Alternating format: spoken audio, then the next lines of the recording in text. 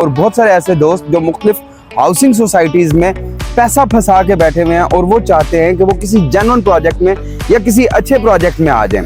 तो उनके लिए भी हमारे पास काफ़ी सारी ऑप्शंस हैं। प्लस कि अगर कोई बंदा कैश पे अच्छी जगह पे इन्वेस्टमेंट करना चाहता है, जहाँ पे उसको 6 मंथ्स, 1 ईयर, 2 ईयर्स या लॉन्ग टर्म होल्ड करके चीज़ बेचने के लिए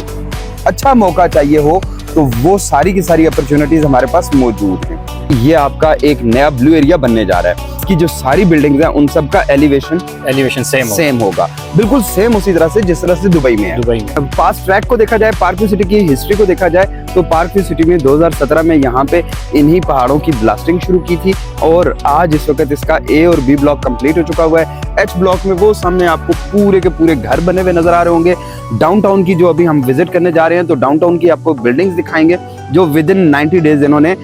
स्ट्रक्चर कंप्लीट कर दिया हुआ है।